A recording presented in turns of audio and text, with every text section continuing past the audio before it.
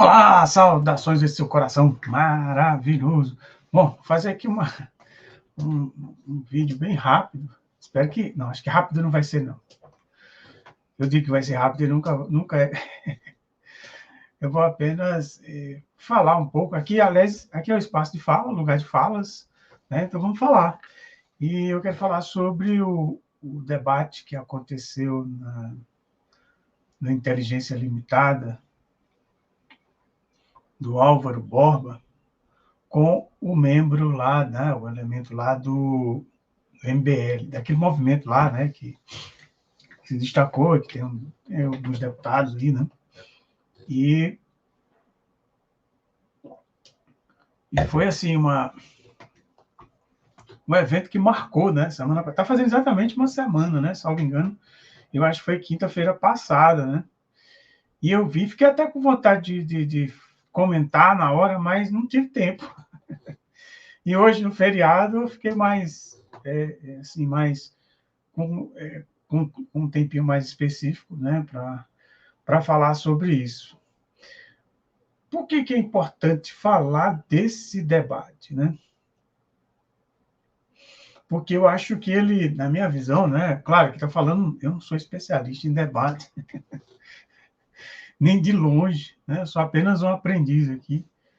E eu acho que a gente, esse evento, acho que ele traz vários aprendizados. Inclusive, eu vi vários comentários, né, Jones Manuel, Gaio Fato, né, várias pessoas falando, né, o Luigi,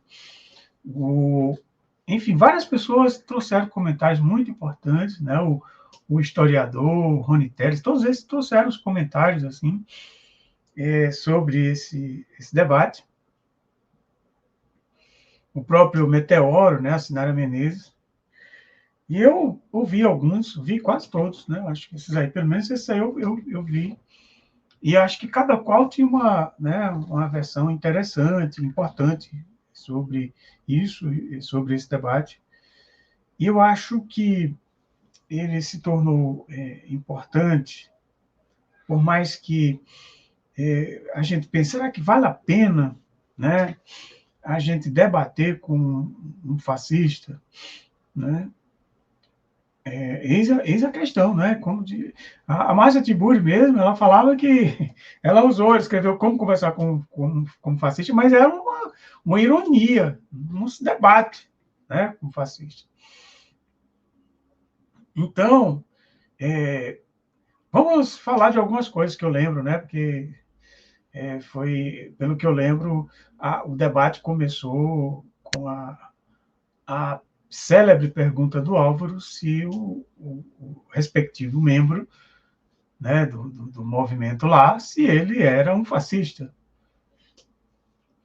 Puxa vida, eu achei que já começou ruim, né? Eu achei que essa pergunta, eu entendo, Álvaro é uma pessoa muito séria, uma pessoa que eu respeito, que eu gosto muito, embora, assim, tenha algumas questões, né, que ideologicamente talvez a gente não combine em algum sentido, mas ele é uma pessoa séria. O jornalismo que ele faz é um jornalismo sério. Quando a gente vai ver alguma coisa do Meteoro, a gente sabe que ali tem uma pesquisa séria, né? Eu acho muito bom, eu gosto muito do Meteoro, acho sim uma pessoa séria. Só que me pareceu assim, a pessoa que respeita o trânsito, a pessoa que é toda correta, uma pessoa correta, de repente resolve dirigir num lugar onde todo mundo desrespeita o trânsito, onde a bagunça é geral. Então, alguém vai bater no seu carro, alguém vai mexer com você, né? Então, acho que foi isso que aconteceu. Agora, a gente tem que olhar muito, porque lá no fundo, quando o Luigi, eu acho que foi o Luigi que estava falando aí, eu fiquei doido para ver. Porque a gente tem uma expectativa, pela experiência, pela inteligência que tem e a coerência que tem o Álvaro, que a gente ia meio que se vingar, né? Eu acho que era essa a palavra. A gente, poxa vida, o Álvaro vai lá e vai dar uma pancada, né? No sentido, né? De debate, né? Vai dar uma pancada nas ideias. Eu acho que ele vai lá e vai fazer e vai ser muito bom desmascarar, né, esse membro, né, esse elemento lá desse movimento. Só que tem uma questão que o professor Castro Rocha fala, que a esquerda brasileira, e no mundo como um todo, às vezes entra numa... É como se entrasse num jogo de xadrez sem as peças no tabuleiro, achando que já ganhou. E eu penso que, pelo que eu vi, pelo menos na minha pouca, né, meu pouco conhecimento, o Álvaro nem de longe se preparou. E ele não é o perfil das pessoas que poderia encarar, né, a armadilha que estava pronta para ele e que ele aceitou. Eu acho que se fosse para o Álvaro participar desse debate, né, ele tinha que se preparar muito, tinha que estudar bem. E aí não me parece que foi por aí. Pelo contrário, eu percebi um tom moralista, né? Como diz o próprio Jonas Manuel, acho que foi o Jonas Manuel, se não me engano, ou foi o Garofato que estava falando, né? Foi uma coisa moralista, onde o cara nada de braçada, onde ele já tinha questões que estavam para lá de organizadas. E outra, eu acho que também é um problema da esquerda também dizer que esses caras são burros. Esses caras não são burros. Eles têm um tipo de inteligência. Eis o perigo. Então, a gente não pode entrar com essa arrogância. Não estou dizendo que o Álvaro é arrogante, ele não é, nem de longe. Porque eu imagino, eu estou falando aqui nesse lugar, imagina, eu seria um desastre. Se eu entrasse nesse debate aí, eu tomaria uma surra, né? Absurda, porque eu não consigo, eu não tenho essa frieza, né, de você... Eu até fui...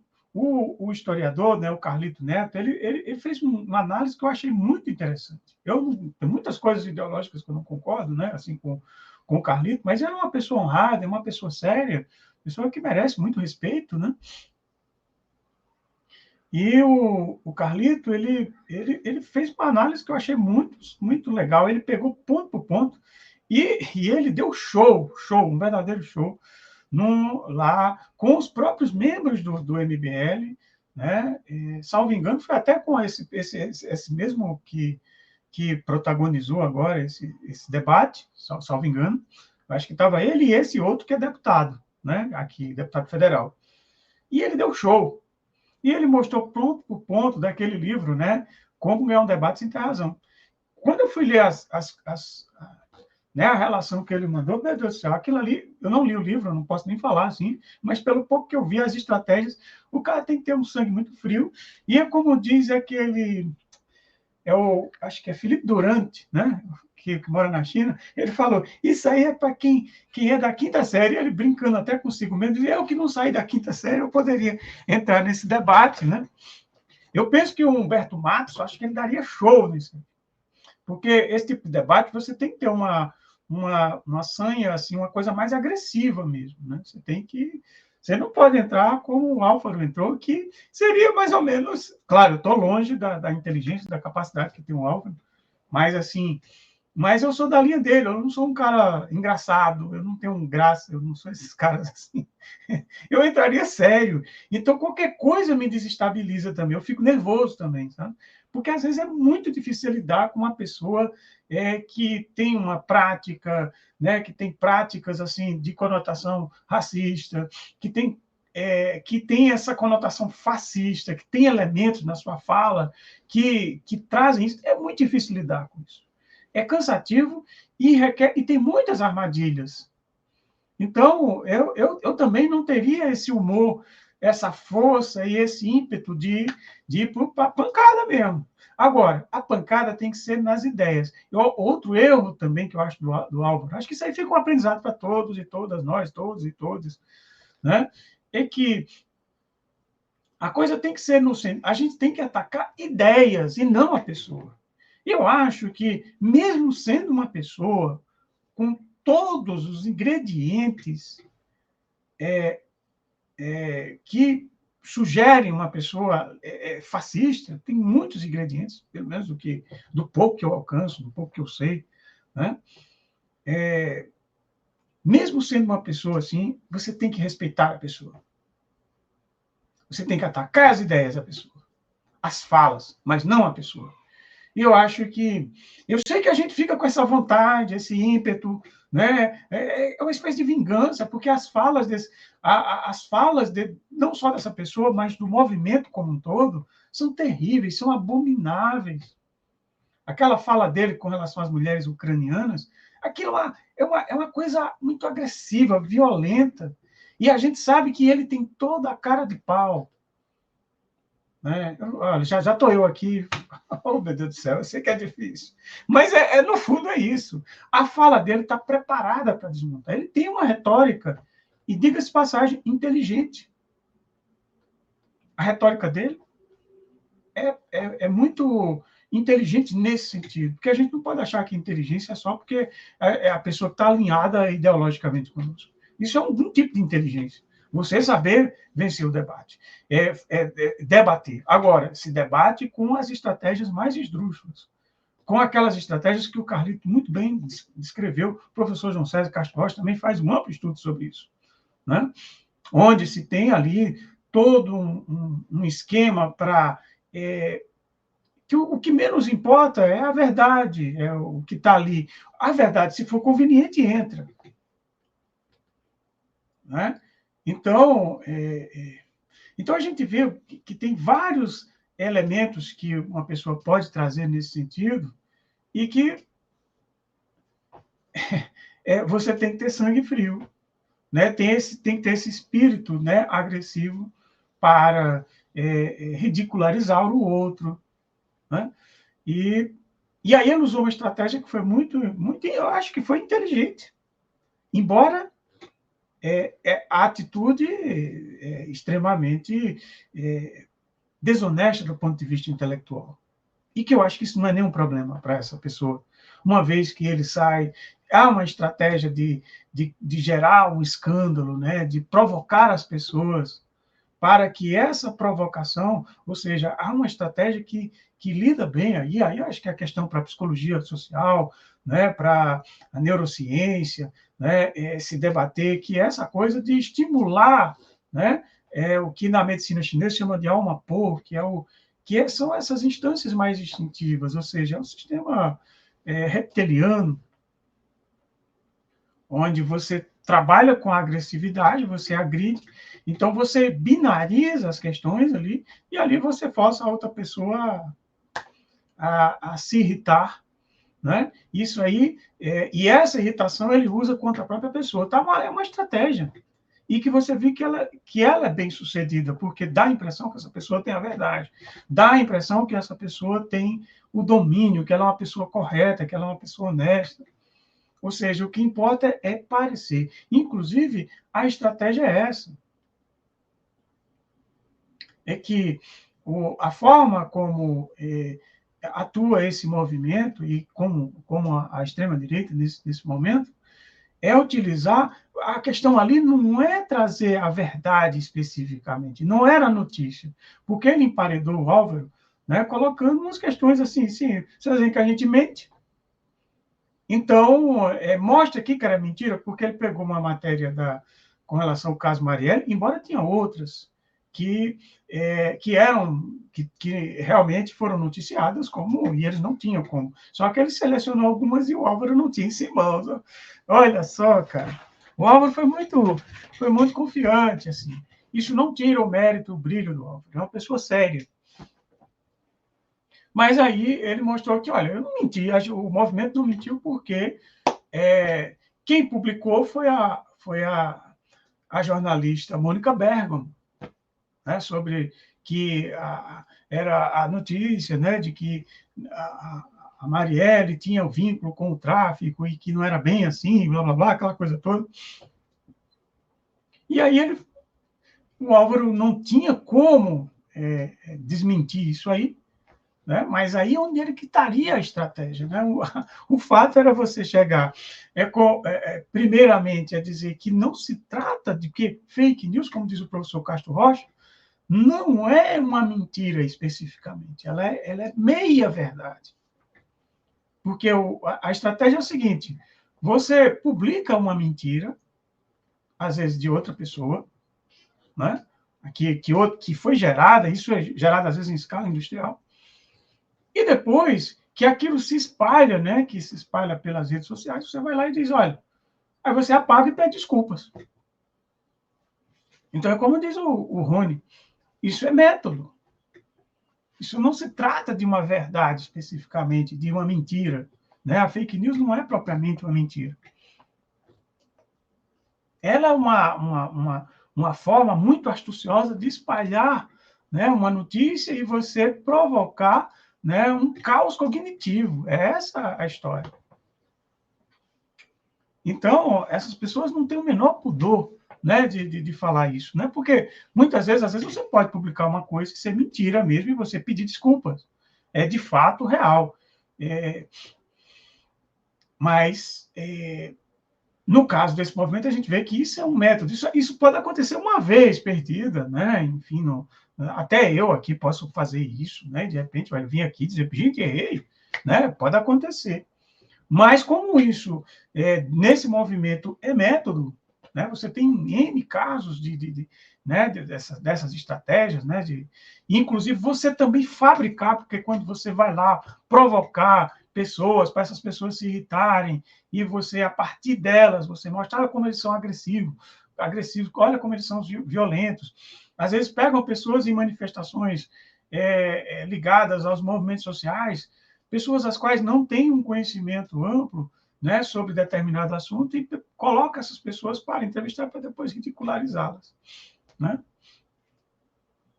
Eu sei que também a esquerda também faz isso, né? Só que há uma diferença muito grande, né, entre as pessoas que militam e que têm, digamos, mais conhecimento de causa sobre todos os movimentos sociais e dessas pessoas que estão aí nessa luta contra a revolução, essas pessoas que estão aí nessa sanha de defender, né, os interesses mais nefastos que a gente possa imaginar, né, no sentido de manter as pessoas no poder, ou seja, pessoas que com ideias que a gente pode naturalmente falar como fascista, conforme vários especialistas apontam. Né?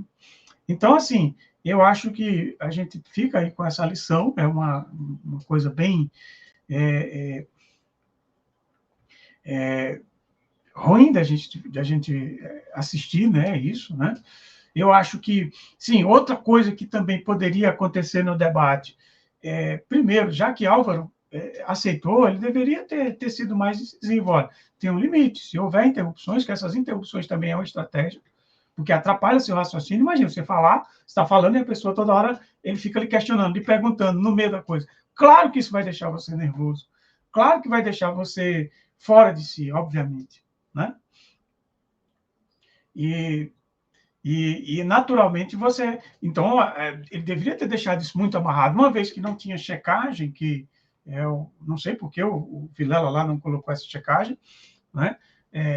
Pelo menos que ele tivesse. Então, ele fazia como o Dino. Dino pegava, botava o microfone assim e parava, esperava o cara parar de falar. A não ser quando a pessoa é como o Elias Jabbour. O Elias Jabbour deu show, né, cara? Porque Elias Jabbour faz uma coisa que eu acho que corrobora isso que a gente tinha falado aqui. Elias Jabbour, ele não faz ataque pessoal. Ele vai nas ideias. E ele procura sempre buscar alguma coisa, ele se esforça, mesmo naquelas pessoas que mesmo você não, como é que pode ele tentar tirar alguma coisa dessa pessoa? E eu acho que isso é um espírito muito interessante do debate, porque a gente às vezes se encastela, né, nessa coisa de que a gente é melhor do que o outro, que a gente tem uma postura ideológica mais voltada para o social, e aí a gente se acha que é melhor que os outros. Mesmo uma criatura dessas aí, a gente tem que respeitar. A gente não respeita são as atitudes, são os métodos, são as práticas. Isso aí a gente tem que condenar veementemente. E eu acho que, sim, outra coisa que não poderia se aceitar num debate também é riso. A ironia, a gargalhada. Rir até que pode, eu acho que rir não tem problema. Né? Mas uma gargalhada, com deboche, o deboche pessoal, acabou o debate ali. Né? Começou o deboche, e era essa estratégia que ele utilizou para agredir mais ainda o Álvaro, e o Álvaro não estava nem um pouco preparado para isso, e foi uma tragédia. Engraçado, uma vez isso aconteceu comigo. Eu fui convidado para ir para uma praia dessas. Eu não vou nem falar para não detalhar. E aí, a gente foi para uma casa. Essa história é longa, eu não sei nem se eu devo contar essa história, que essa história é longa aqui. Mas me veio agora uma história que a gente foi para. A gente alugou uma casa, dividiu uma casa com o pessoal, uma casa de praia. O dono dessa casa era uma pessoa da justiça que ocupava um cargo alto, pessoa de classe média, né? Mas você sabe que classe média no Brasil, assim, ele pensa como rico, se acha rico, né? Mas a gente sabe que não é bem assim. Basta o governo, basta a justiça cortar seu salário que o cara volta, vai para a rua, né? Mas age e pensa como rico. E olha que eram pessoas progressistas, a gente era todo mundo progressista. Aí a gente foi para essa casa lá, aí de repente, e o dono ele foi fazer uma visita ao pessoal que alugou, né? E aí o cara chegou lá, e desses caras que falam, assim, onde ele chega tem que ter plateia, né? E aí esse cara começou a falar as coisas dele lá no meio dessa conversa. Aí chegou um ponto lá que ele... Eu estava, inclusive, para conhecer o Palmares, né? E aí ele começou... Aí eu pautei o assunto, né? Eu estou indo para Palmares, eu queria falar sobre Palmares, eu gosto de falar de Palmares, né? Mesmo ainda naquele período eu já não tinha conhecido, né? Mas estava na expectativa e tinha lido algumas coisas, né? Mas aí o camarada começou a falar por mim. E ele tomou o assunto e estava falando coisas muito coerentes até então, tal. Eu fiz uma correçãozinha ali, uma coisinha ou outra, mas com intervenções pequenas. O cara falou, acho que uma meia hora ou mais, só sobre Palmares. E eu ouvindo, né? Poxa, eu que puxei o assunto, mas o cara que começou a comentar, né? Aí, de repente, aí começou a tomar uma direção complicada. Ele começou a falar que o racismo na Argentina foi muito pior do que o do Brasil, que o Brasil não é essa coisa toda. Aí eu já, opa, peraí, não é bem por aí. Pedi licença e é, pedi licença e comecei a questionar. E aí eu citei, né, naturalmente, aí o Gilberto Freire e tal. Ele, sim, esse cara não citava ninguém. É ele que fala e é ele que sabe tudo, sabia tudo, né?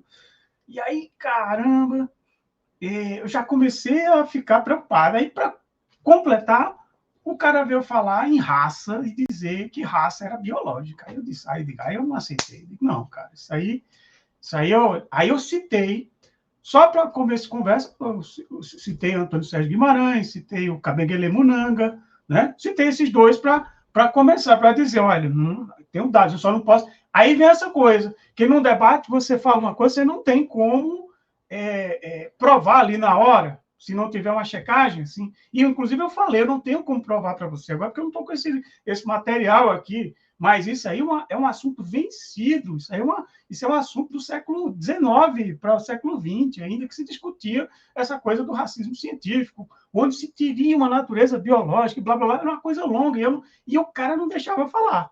E aí, só que quando eu interrompi, realmente eu interrompi o cara. O cara falou mais meia hora ou 40 minutos. Quando eu fui interromper, aí, meu amigo, o cara se irritou. E é claro que nessa hora aí eu me lembro do Álvaro. Você começa a ficar nervoso. O cara fala uma coisa dessa e o cara começa a ficar agressivo, você fica nervoso. Eu não tenho esse controle também. E aí o que acontece? O cara, então eu vou embora. Aí eu digo, então vá. Mas olha, o pessoal que estava lá comigo, veja, aí eu acho que isso aí é coisa interessante, é que eu já entro em outra seara, né? Eu já comecei a falar, já misturei a coisa aqui. As pessoas estavam lá, todas ficaram contra mim. Você acredita? Todo mundo ficou lá. Por que vocês... Aí sim, eu expulsei o cara, eu não sei expulsar, o cara disse que ia embora, eu só disse, então vá. literalmente essas palavras. Apenas usei essas palavras. Né? E tentei argumentar, em nenhum momento fiz uma ofensa ao camarada, em nenhum fiz uma... camarada não, aquele elemento lá, fala até elemento. Né? Eu não fiz nenhum tipo de ofensa à pessoa dele. Né? Eu combati as ideias, aquilo até onde eu sei. Né? E interrompi, obviamente, porque o cara já tinha falado bastante, interrompi. Então, mas olha, foi uma coisa terrível. Aí o pessoal foi consolar o cara. Óbvio que depois eu respondi, eu não preciso desse cara, disse, inclusive amanhã eu posso. Inclusive, eu tinha alugado o espaço dele. Né? Eu tinha alugado. Então, naquele momento, teoricamente, eu estava, né, na minha casa ali, né? Que estava sendo dividida com outra pessoa. Né? Mas em nenhum momento eu expulsei o camarada. E aí, olha, foi uma novela esse negócio, para eu ter que... E todo mundo foi exigir que eu tinha que ter tranquilidade, que eu tinha que ser a pessoa calma, que eu tinha que ser uma pessoa que aí foi quando a outra pessoa que dividiu chegou comigo lá, progressista, mulher de esquerda, e não sei o que, o escampau. Chegou lá e eu comecei a conversar. Eu disse, não, espera aí, vamos botar na mesa aqui. Ué, por que que... Vamos observar o cenário como um todo. Eu não lembro exatamente quais foram as palavras, mas eu comecei a argumentar. Digo, ué, o que foi que eu fiz? Um homem negro, comecei a falar de Palmares. Né? Chega um homem branco, que tem um cargo maior, era o dono da casa, que estava alugado, se estava alugado, não era dele, não era a casa dele. Né? Chega um homem branco, faz um comentário racista, e aí sou eu que tenho que me controlar, sou eu que estou errado. E ela diz, pois não tem... Aí sim, depois... Aí eu fui questionando e ela foi, realmente não tinha argumento, comecei a falar. Geralmente, a gente, quando... Né, a Lia Weiner Schuckmann, ela tinha falado uma coisa muito interessante, que ela começou a despertar para essas relações raciais, quando, no dia em que o professor dela de capoeira, ele foi deixá-la em casa, depois de uma aula à noite, isso lá em Santa Catarina, em Florianópolis, e de repente, quando estavam chegando em casa, dois homens brancos assaltam ela e o professor. No meio o professor usou seus métodos de capoeira para se defender e recuperar a bolsa. Aí só que chamaram a polícia. Adivinha quem foi preso? O professor dela, negro. Os dois, os bandidos, escaparam. E ela disse que ficaram ela e a mãe dela tentando tirar o rapaz, foi sair no outro dia. Olha, é um absurdo. Isso que a gente vê aqui direto. Então, quando a gente vê uma pessoa negra se defender de uma coisa, ele se torna um agente. E aí a grande pergunta que eu coloquei, imagine se fosse o contrário. Aí sim, aí depois foi dizer, não, aí depois que eu provei, né? Aí depois eu mostrei para a pessoa, olha aqui, ó, que falou, isso aqui é um absurdo. Provei. Aí disse, mas não teve vencedor no debate. Aí eu digo, meu Deus do céu, primeiro, isso era debate? Virou um debate. Não era nem debate, cara. Era apenas uma conversa informal ali na beira da praia, ali perto da varanda da praia, ali e tal. Ou seja, virou um debate. E aí eu vi o quanto, de uma certa forma, muitas vezes a gente, quando vai se defender, às vezes a gente fica nervoso mesmo. Né? Porque, inclusive, não é o caso do Álvaro, porque o Álvaro é um cara branco. Né? Mas eu ainda tinha essa intersecção, ainda de ser, além de ser, né, de não ter a mesma situação financeira do cara, eu era um cara negro. Então, ainda mais que a gente poderia até entender, né? Inclusive, usei até no contexto do conceito de lugar de falas, um homem branco, sim, pode falar, sim, do Palmares, qual é o problema? Agora, quando ele vem falar algo que vem de um lugar, né, da branquitude, que agride... quando eu fui fazer as defesas, não era só em torno de mim, não era só em função de mim, era em função da negritude. Então, quando esse cara vem falar, eu tenho que interromper mesmo, eu tinha que interromper. Eu não poderia engolir aquilo ali calado, né? Agora, o que me chama a atenção foi a luta que eu tive que fazer para tentar. Olha, e é impressionante. Mesmo você estando certo, olha só como as coisas são. Como esses detalhes são importantes. Mesmo você mostrando, provei que o argumento do cara estava errado, mostrei, peguei um texto cabegueleu aqui, ó. Mesmo assim, o pessoal sequer me pediu desculpas. Ninguém me pediu desculpa. Ninguém. Inclusive, tem gente do PT. Gente, né, assim, eu falo assim, sabe, cara, mas é porque é chato mesmo, assim, né? É terrível. E isso aí a gente só sente quem está na pele. Então, eu vejo o quanto é difícil, às vezes, você está num debate, assim, você está num debate que foi programado para ser um debate, que foi o caso do Álvaro. Isso aí foi uma conversa que depois transformaram num debate. Nem debate eram, gente. E é interessante como, às vezes, a impressão que fica é aquele de quem tem mais poder. Quem tem mais poder dá a impressão de que, por ter poder, que ele ganhou. Eu, olha, né, nessa situação, eu fiquei como uma pessoa agressiva, vem o arquétipo, né, imagem de controle do homem negro agressivo. Quando eu só me defendi, eu não fiz nenhum tipo de palavra ofensiva a essa pessoa.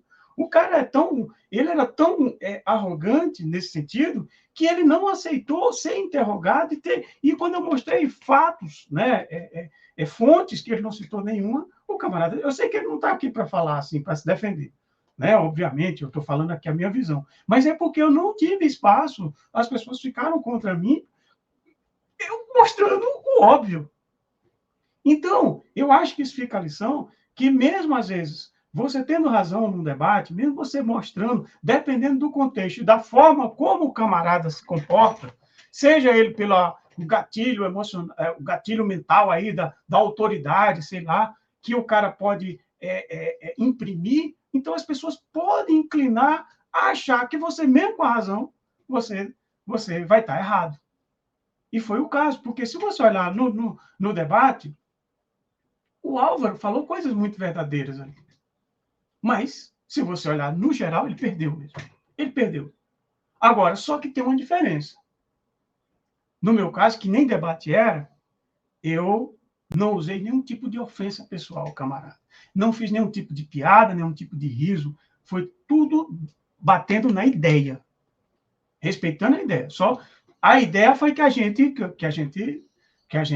foi lá, peguei firme, né? E de forma respeitosa, sem nenhum tipo. Claro, agora fiquei um pouco nervoso, porque o cara estava dizendo um absurdo, dizendo que raça era uma questão biológica.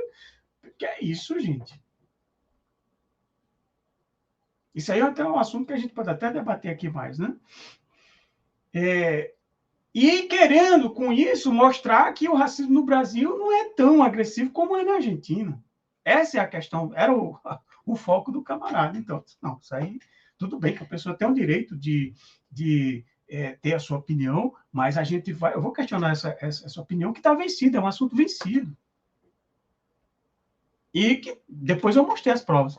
Agora, só que as provas não valem nada para essa dissonância cognitiva, que as pessoas, às vezes, por orgulho mesmo também, né? Sei lá, vai saber, e não tem um pingo de humildade de chegar e pedir desculpa, não, Zé. Cara, aquele cara estava errado. Uma das pessoas, realmente, depois de conversar com ela, realmente ela reconheceu, disse, não, aquele cara é agressivo e tal, e não sei o que lá, e blá, blá, blá. Mas, olha, foi uma luta para eu convencer essa pessoa, pelo amor de Deus. E outras não ficaram contra mim. Agora, aí eu vejo isso, eu sei que é num nível muito menor, obviamente, eu não estou no nível lá não só do ponto de vista da projeção social dessas pessoas, né, do ponto de vista, né, de internet, né, que eu sou nada aqui, né, meu canal não é nada, esses caras aí são gigantes, com milhões de inscritos, e também do ponto de vista intelectual, o Álvaro é um cara que eu estou longe dele, um cara muito inteligente, um cara uma pessoa honrada, né, uma pessoa muito séria, né, mas eu vejo como um exemplo desse macro reflete um exemplo micro, né? Então, nesse caso, eu sinto, porque eu saí dali, puxa vida, eu digo, puxa vida, como a coisa não é fácil, cara. Mesmo você com a razão, a galera vai ficar contra você. Por quê? Porque o cara tem poder. Se fosse o contrário, eu acredito que todo mundo teria mudado. Se fosse eu, o cara branco, o cara que tem um cargo importante na justiça, um cargo importante na justiça, que não é rico, viu, gente? Você tem algum cargo importante na justiça, quer dizer nada. Quer dizer nada. Mas o cara posa como rico. E as pessoas ficam tudo ali, meio que, né? O cara é autoridade. Quem é esse? Quem é você? Quer dizer, um negro. Um negro para combater um homem branco, rico. Rico não, classe média, alta, que tem um cargo maior que você. Né? Enfim, infelizmente, você vê como a coisa não é nada simples. E para você ver que não tem como a gente falar do regime capitalista sem falar nas interseccionalidades. Se a gente não falar em raça, se a gente não falar em classe, se a gente não falar em gênero, como diz Angela Davis. Não tem como, essas coisas estão imbricadas assim. E como isso fica no imaginário, como isso ganha um poder, como isso tem uma força. E como a gente tem que fazer um trabalho dobrado, triplicado, não é fácil para a gente, não, gente. E ainda quer que a gente seja os equilibrados. As pessoas. A gente tem que ser. A gente já levou pancada, né? Vem levando porrada, pancada da polícia, vem sendo perseguido em recepção, em supermercado, em todas essas coisas, e a gente ainda tem que ser leve, a gente tem que ser elegante, tem que ser não sei o quê. Poxa, não é simples, cara. Não é simples, é uma exigência, e eu fui simples e fui elegante.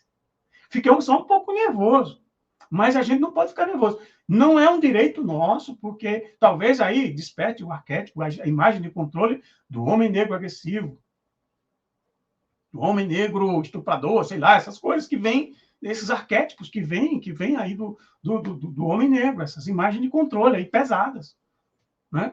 Que basta a gente falar alguma coisinha, o branco pode chegar, apontar uma arma, deixar o punho em riste, que não é nada. Agora, se a gente agride, se a gente fala, a gente olha, tá vendo? Vocês são agressivos, vocês são, por isso que vocês vivem assim, por isso que vocês não têm essa lógica. Por isso que é uma batalha difícil, que a gente tem que não só trabalhar do ponto de vista, por isso que eu penso que essa estrutura ao qual o racismo está organizado, né? Porque, como disse o Valmeida, o regime capitalista não é a estrutura em si. Ele cria estruturas. Mas eu penso que não tem como a gente ir na raiz se não atacar. Para atacar essas estruturas, a gente também não atacar o próprio regime capitalista, porque ele precisa disso.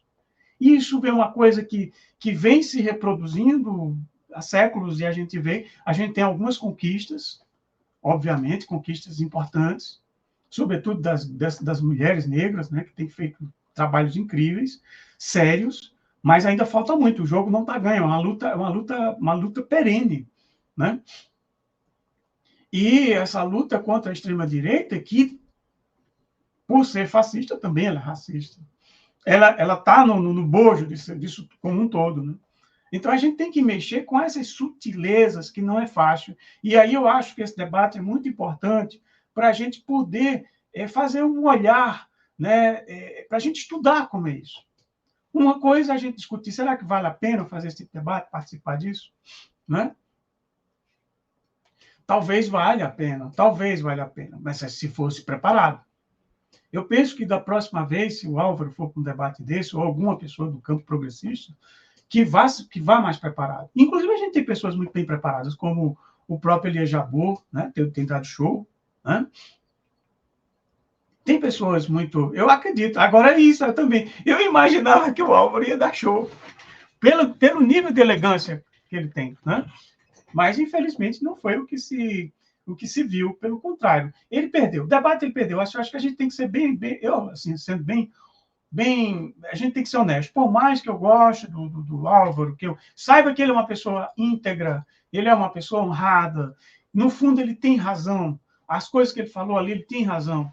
Agora, ele errou muito em partir para o moralismo, sabe? Errou muito em agredir a pessoa do membro lá do MBL. Ele errou, isso aí ele errou.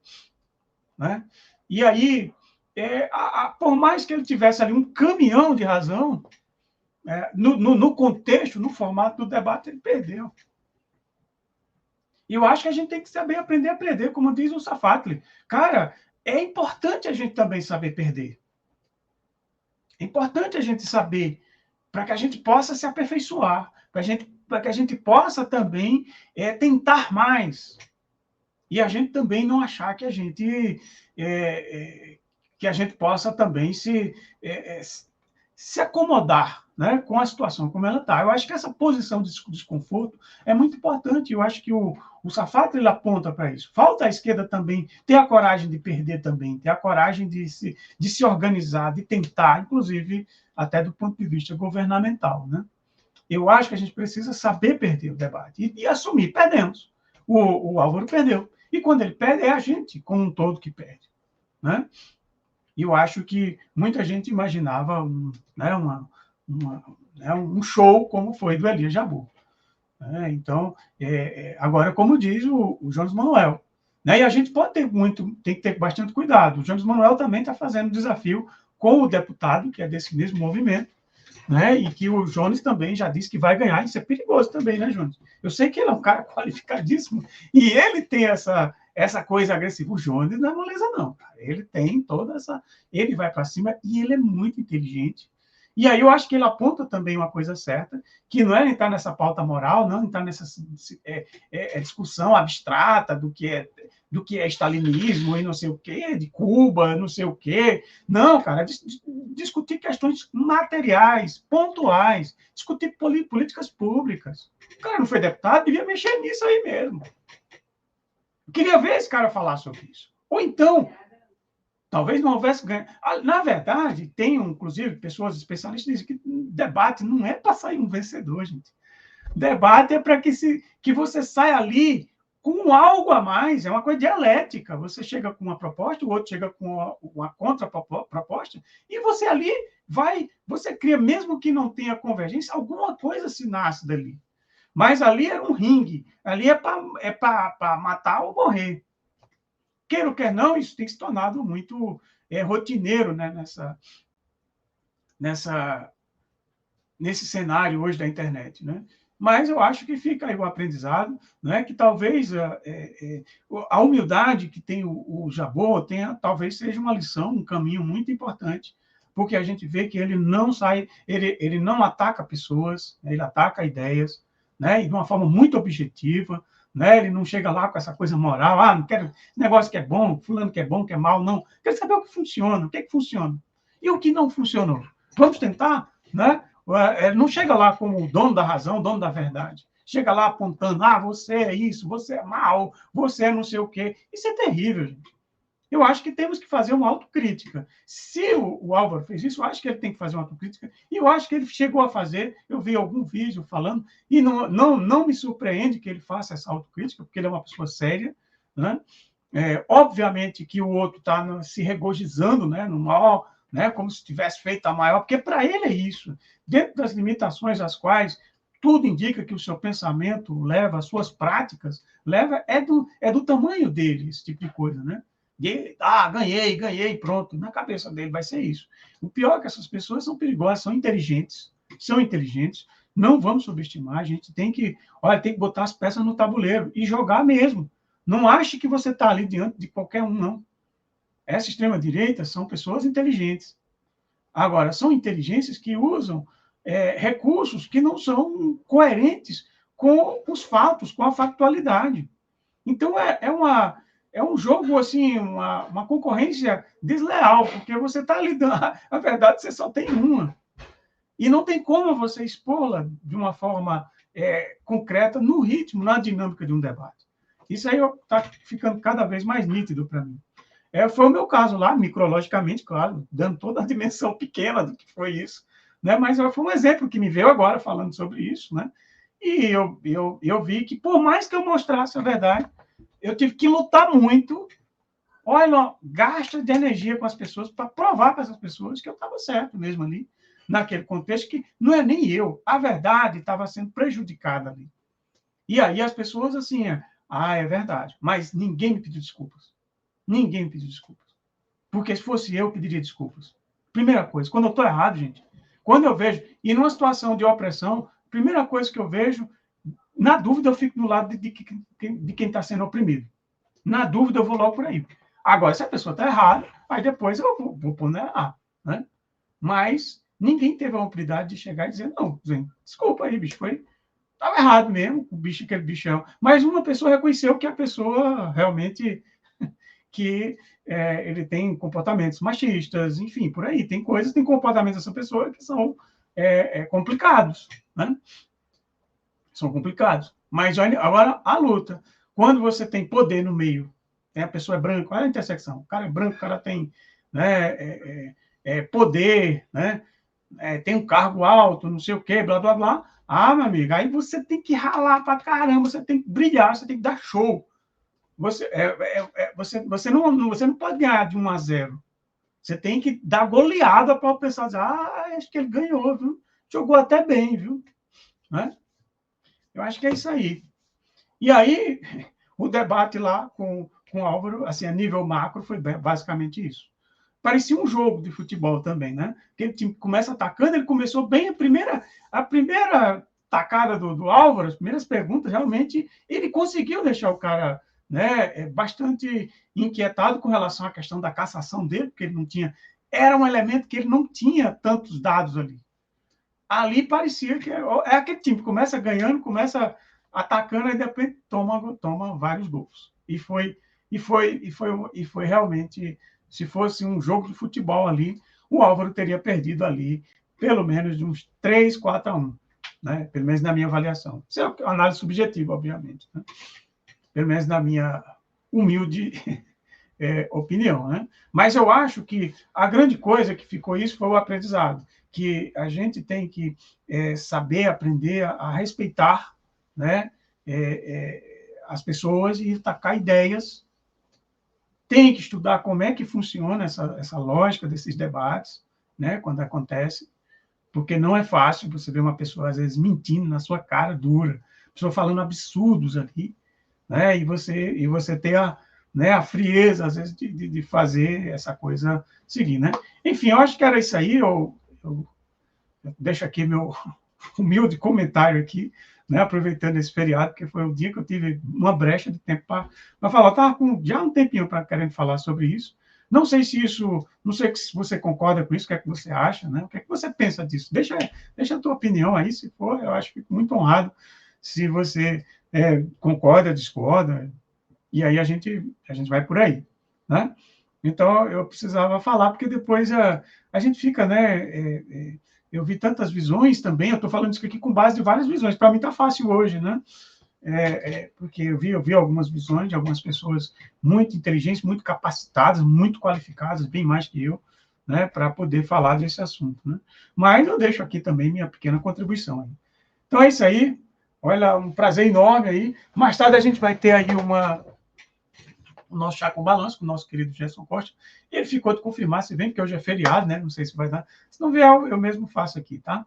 E, sim, antes que eu esqueça, eu já esqueci uma coisa importante. No sábado que vem, a gente vai falar com a autora desse livro aqui, que é a Milene Madeiro, uma jornalista, professora, uma pessoa maravilhosa. E ela vai falar desse belo livro, é um livro muito bonito, viu? Um livro muito incrível, né? Que eu quero ver dela falando sobre isso. Eu confesso que é um belo livro e que eu preciso aprender mais, né, sobre esse livro. Ela vai falar sobre os Brasis que me atravessam, um grito por liberdade. Vai ser aqui no canal, né? E eu vou fazer mais algum anúncio também, fazer uma chamada no Instagram, e vai ser aqui no sábado às 16 horas, tá? No dia 1º de junho, às 16 horas, teremos aqui a ilustre presença dessa jornalista, onde ela vai falar desse livro. Esse livro ela fala como sobretudo essas coisas que a gente está falando, essas coisas das opressões, né? Como isso cruzou a vida dela, né? Me parece que tem um pouco dessa pegada ali da Conceição Evaristo, ali das escrevivências, sabe?